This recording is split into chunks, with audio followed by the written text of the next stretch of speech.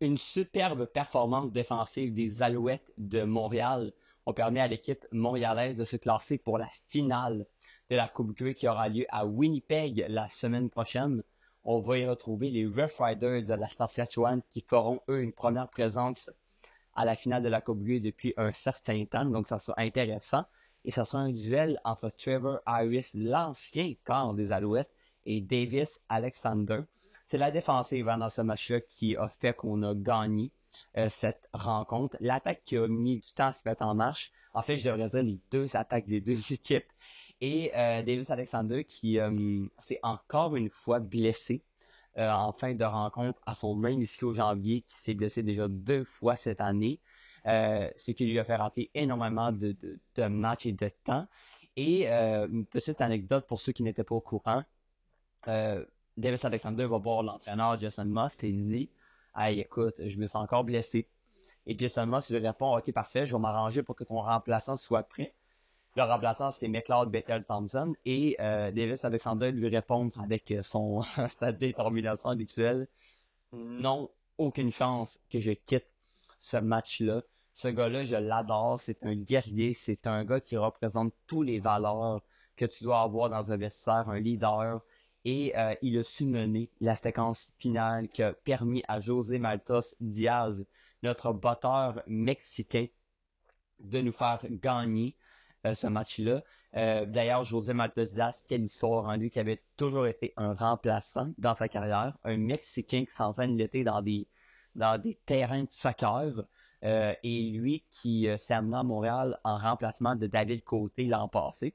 David Côté prend sa retraite à la fin de la dernière saison et José Maltos devient, oui, le batteur des Alouettes, mais un des meilleurs batteurs de la ligue tout court, a du sang dans les veines. Il est capable de faire des gros bottés dans des moments cruciaux, est capable de mettre la pression derrière lui, il n'est pas stressé, inspire confiance à ses coéquipiers, et ça, c'est vraiment intéressant. Les Alouettes, je l'ai souvent dit, sont joués à notre plein potentiel. Il n'y a personne qui peut pas cette équipe-là. On est équilibré absolument partout. Le jeu au sol a été efficace. On a un entraîneur calme, confiant, un corps qui est un leader, un directeur général qui est un des meilleurs de toute la ligue, sinon selon moi le meilleur en Danny Machocha. Et cette équipe-là, pour moi, va remporter la Coupe Grey. Ça serait une deuxième Coupe Grey en 3 ans depuis que Jason Moss est l'entraîneur-chef. On avait perdu en finale de l'Est l'an passé. Donc, cette équipe-là qui est de retour dans les bonnes grades dans la Ligue canadienne, comme dans les débuts 2010. Hier, une mobilisation massive des médecins du Québec, des 4 fédérations. Plus de 12 000 médecins se sont réunis au Centre Bell pour manifester contre la loi 2 de Christian Dubé. On réclame encore une fois le départ du ministre de la Santé, soit une démission, soit un retrait définitif de son projet de loi et de son implication tout court dans ce projet de loi controversé. Les partis de l'opposition qui font pression sur François Legault pour qu'il intervienne lui-même dans le dossier. On en parle depuis quelques semaines. C'est un dossier qui continue de faire jaser. C'est un dossier qui est très polarisant au Québec présentement. On a tous notre avis personnel. On a déjà perdu des médecins qui ont fait des démarches pour aller en Ontario. Et c'est vrai que j'ai rarement vu ça, une mobilisation aussi massive. Cependant, il faut quand même rappeler que c'est pas la première fois que autant les médecins que les profs manifestent un grand nombre pour des lois qu'on trouve controversées et que finalement, cette loi-là finit par rester et qu'on n'en parle plus 10 ans plus tard. Alors, ça va être à voir ce qui va se passer. Est-ce qu'on va vraiment retourner aux négociations? Est-ce qu'il va y avoir encore plus de départs? Qu'est-ce qui va se passer réellement dans les prochaines semaines avec tout ça? Ça va être vraiment à voir.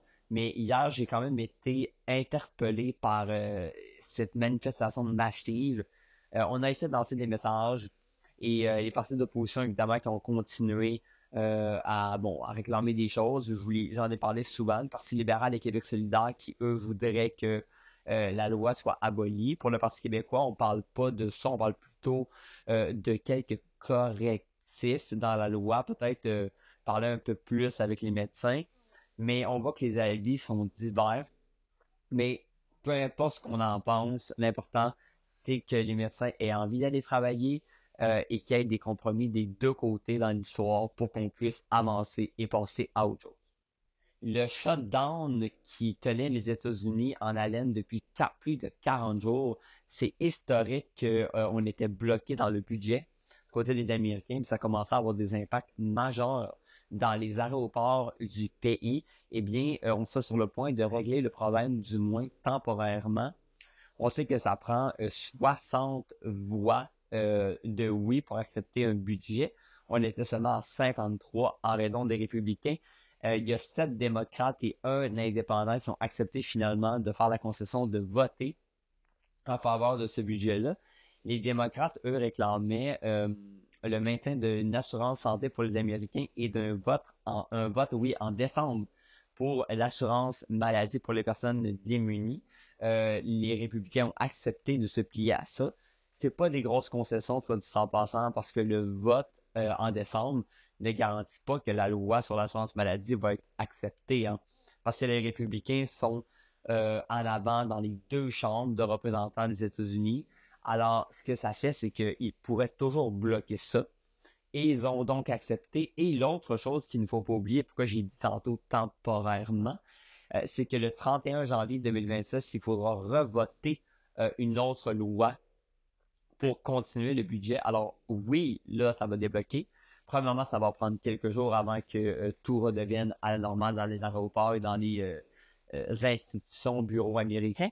Mais on pourrait avoir un problème en début 2026. Alors le problème n'est pas réglé. On reste dans un climat de tension majeure aux États-Unis. Puis on l'a vu ce que ça a fait dans les aéroports, là. On ne pouvait pas se permettre que ça continue d'augmenter. Donald Trump qui a d'ailleurs menacé ce matin de couper une partie du salaire des gens qui travaillent dans les aéroports s'ils ne revenaient pas au travail. Alors, on voit que il y a encore beaucoup de tensions dans l'air du côté de nos voisins du Sud, mais clairement que du côté de l'administration Trump, on ne veut pas plier et on continue à faire des moments historiques alors qu'on a été victime du plus grand nombre de jours pratiquement dans l'histoire pour un blocage budgétaire américain. Donald Trump qui ne finit pas de surprendre avec ce qui se passe dans son propre pays, mais également ce qu'il fait à l'extérieur de celui-ci.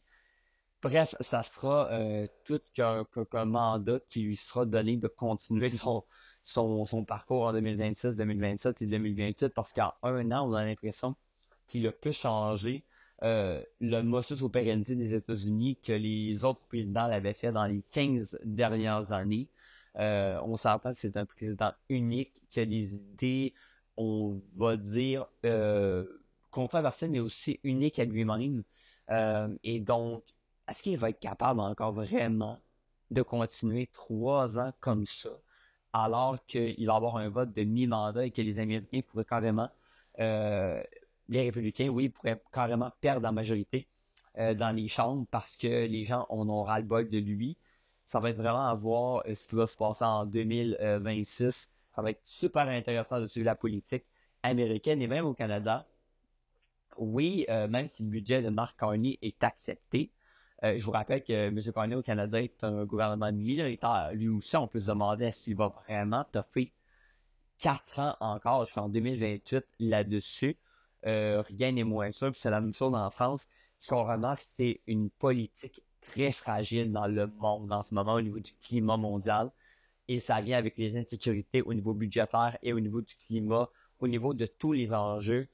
Au niveau militaire également, on n'est pas dans un monde stable présentement et c'est pour ça que les politiciens ont beaucoup de difficultés à rester au pouvoir longtemps parce que les gens sont en quête de changement, d'innovation et de solutions aux problèmes constants du quotidien.